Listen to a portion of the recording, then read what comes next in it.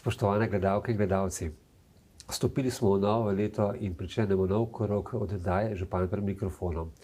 Danes se nam je v studiu pridružil župan občine Hrastnik, gospod Marko Funkel. Pozdravljeni. In lep pozdrav. Nov mandat je občini Hrastnik kot vedno razvojno naravnan, vendar pa se pri sestavljanju proračuna pojavljajo manjše težave. Kaj je posredi? Ja, tako kot vse občine v Sloveniji, tako kot tudi celotna država, imamo pred sabo eno, po mojem mnenju, težjih let. Predvsem iz razloga inflacije, iz razloga višanja plač, iz razloga višanja stroškov, tako elektrike kot seveda tudi ogrevanja. Tudi pri komunalnih stroških bo seveda prišlo posledično do podražitve in pri sami sestavi proračuna je teh ostalih podražitev in vsega za približno med 12 in 14 odstotki, kar pomeni, da imamo veliko manj investicijskega denarja. Nekaj te razlike je seveda država pomagala pokriti za povprečnino, je pa ta razlika veliko večja, kot smo pridobili povprečnine.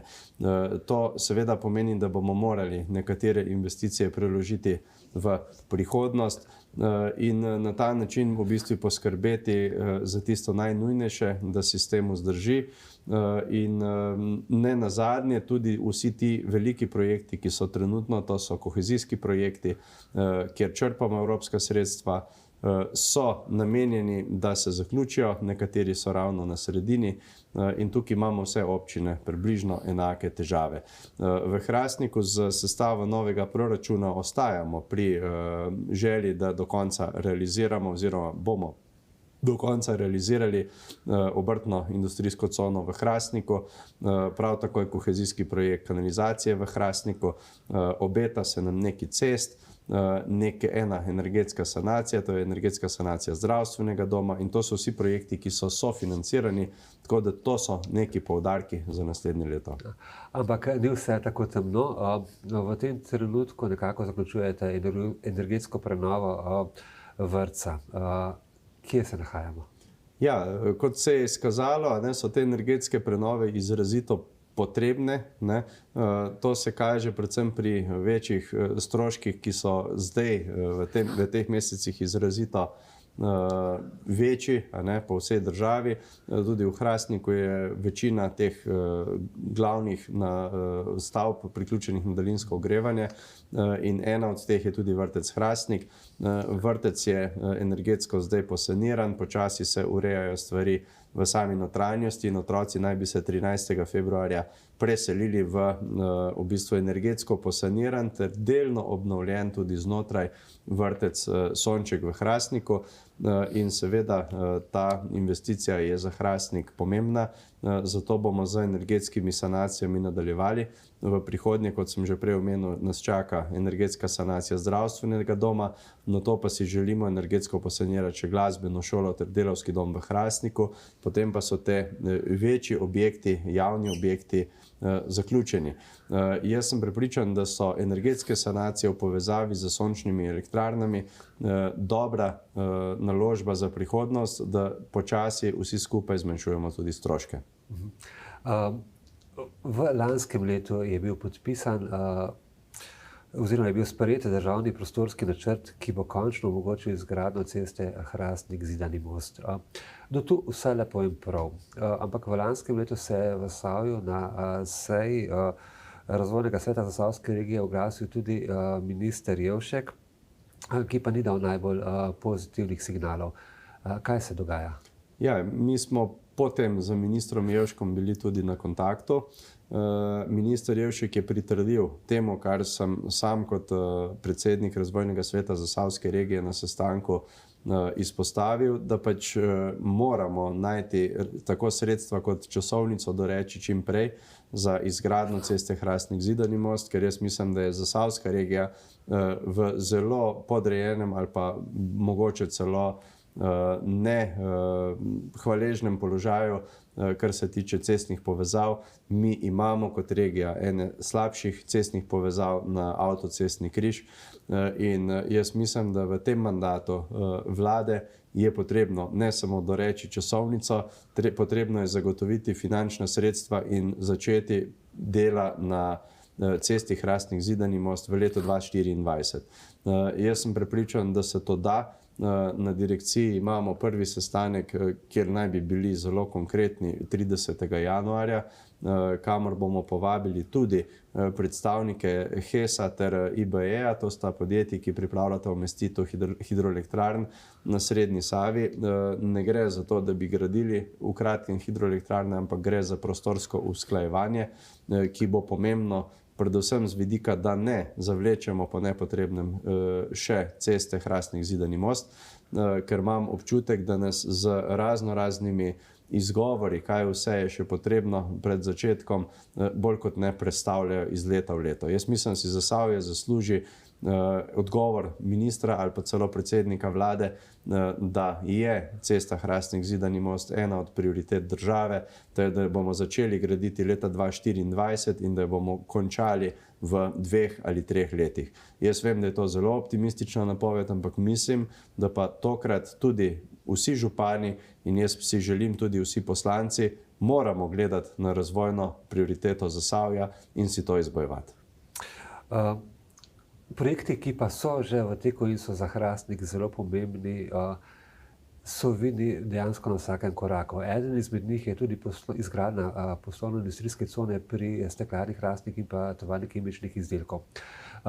Vsi, ki se vozimo mimo, vidimo napredek na dnevni ravni, ampak kako so v tem trenutku stvari postavljene, kje so mogoče kakšne ovire in pa kdaj se nekako planira pa začetek pa bolj uporabniškega dela te poslovno-industrijske cone? Ja, v Hrastniku smo v bistvu zadovoljni, ker je v mesecu decembru bila tudi podpisana pogodba z izvajalcem za cestna dela, poleg izgradnje obrtne cone, kjer napredujemo nekako po načrtih. Po načrtih naj bi bilo do meseca septembra zaključena vsa dela, se pravi predpriprava za začetek gradnje in investicijskega cikla obeh tovarn, ki se nahajata v neposredni bližini.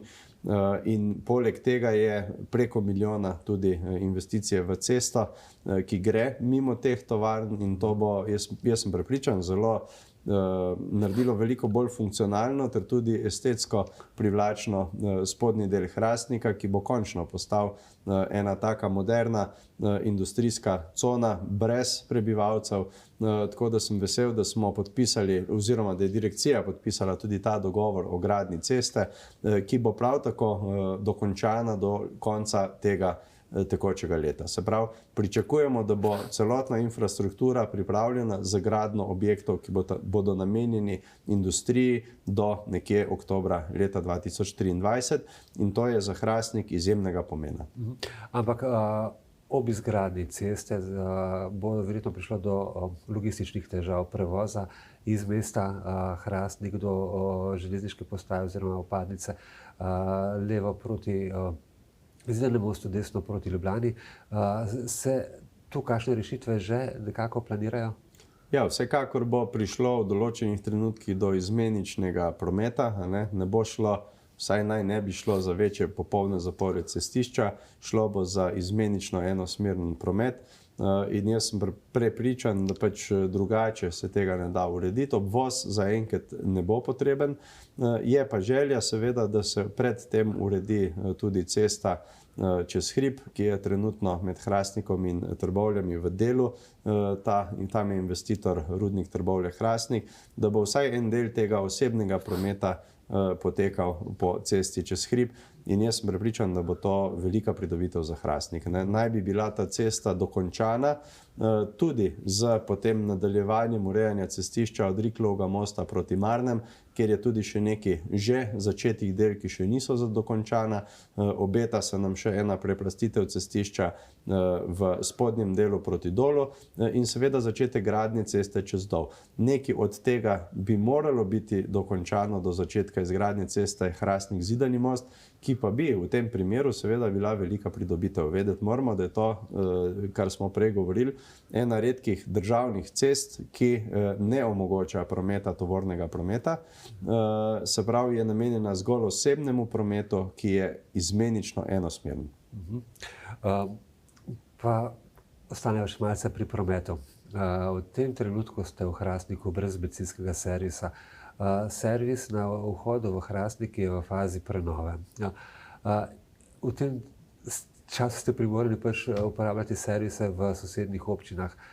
Koliko časa bo trajala ta prenova, posodobitev verjetno tega servisa in pa mogoče še bolj ključno, ali v Hrastniku poleg tega načrtujete še kakšen dodatni bencinski servis?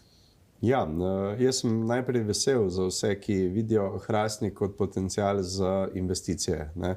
Prenova vsakega industrijskega poslovnega objekta pomeni, da tisti, ki tam delajo, se pravi tukaj v tem primeru bencinski servis v Hrastniku, vidijo potencial za to, da vlagajo dodatni denar, da bo servis bolj modern in urejen. Tako da to je čist naravna zadeva. Jaz sem prepričan, da se bodo držali tistega, kar so zastavili, da bo prvi teden v februarju ta prenova tudi končana. Želje v Hrastniku po benzinskem servisu seveda obstajajo na več lokacijah, žal pa je frekventnost prometa recimo v centru Hrastnika premehna, da bi se komorkoli od ponudnikov ekonomsko izplačalo zgraditi nov bencinski servis. Naj povem, da je ena želja po samopostrežni bencinski črpalki, ki je strani pobudnika enega od gospodarskih subjektov zelo blizu realizaciji na Marnem. In jaz sem prepričan, da tam obstaja potencial in tudi frekventnost prometa je precej velika. Pa še malce na ceste. V prihodnosti načrtujete tudi izgradnjo krožišča pri trgovskem centru Špar. Koliko je to sedaj že realno in pa če je že realno, kdaj naj bi se dela pričela? Ja, mi si želimo, da bi se dela pričela letos poleti, tudi na že omenjenem sestanku, kjer se bomo pogovarjali o cesti Hrastnik-Zidani most, je namen, da dogovorimo dinamiko del v krožišču oziroma pri vzpostavitvi krožišča v Hrastniku pri Šparu. In naj povem, da je tudi v tem primeru trgovinska veriga Špar potrdila več kot 2-milijonsko investicijo v samo trgovino, v prenovo trgovine, ki bi potekala sočasno z izgradnjo krožišča.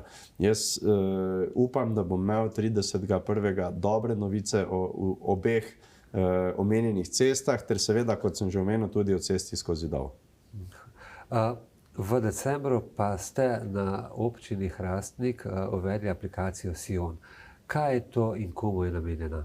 Ja, jaz sem vesel, da je Slovenian Business Club, se pravi slovenski poslovni klub, videl v Hrastniku eno od tistih občin, ki si upa narediti mogoče kak korak v smeri pilotnih projektov. Smo ena prvih občin, ki je vključena v to aplikacijo. Aplikacija pa je zgrajena za prav vse slovenske občine. To pomeni, da kjerkoli v Sloveniji bo nekdo se nahajal, si bo lahko v aplikaciji izbral občino, kjer se nahaja in hkrati prišel do prvič koledarja vseh prireditev, do vseh kontaktov, ki so pobrani z različnih spletnih strani v kraju, kjer se nahajaš.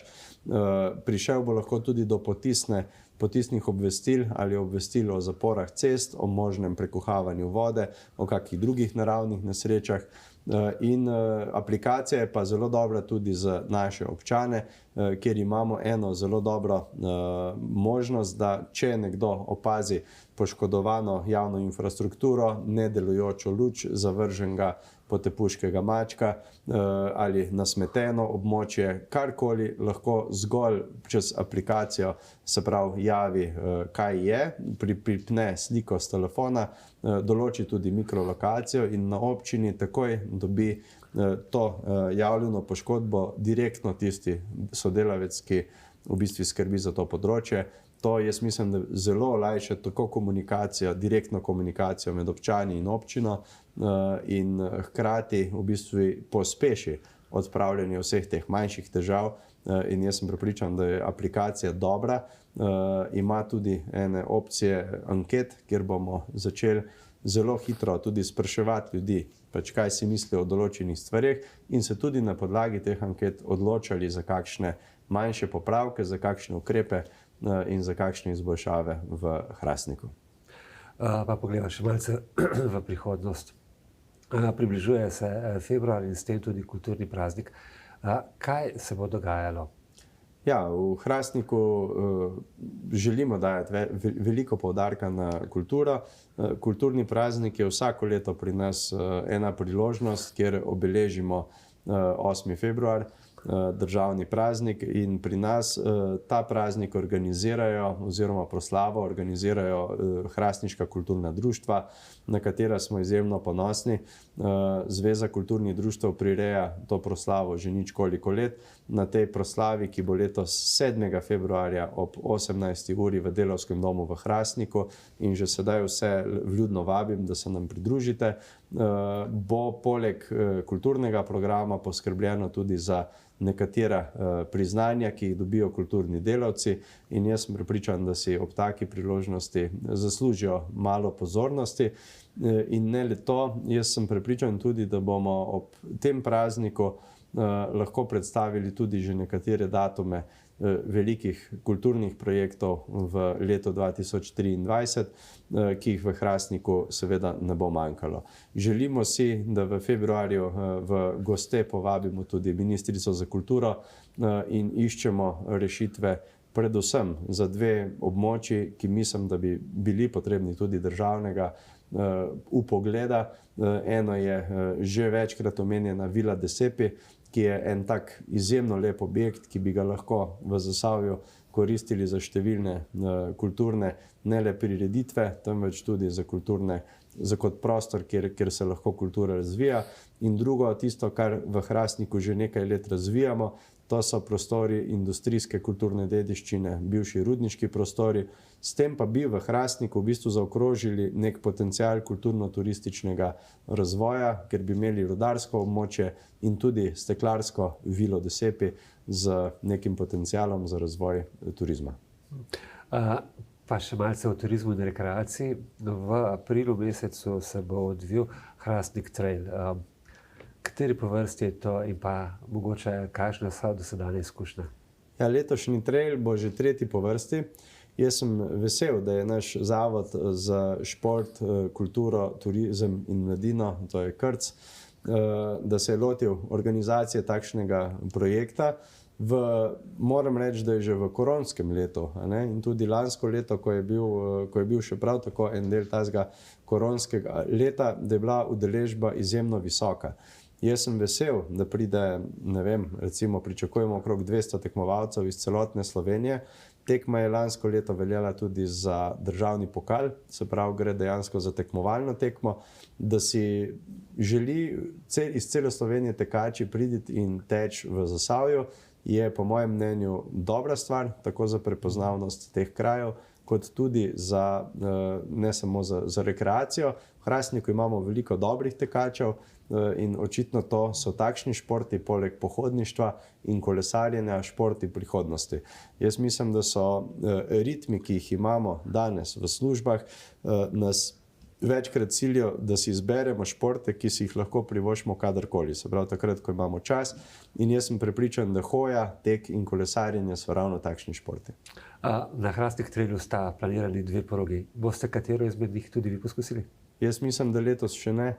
Vsekakor pa sem rekel, da se bom enkrat v prihodnje na krajši progi udeležil teka tudi sam. Gre za gorski tek, ki predvideva, da ima človek kar veliko fizične kondicije.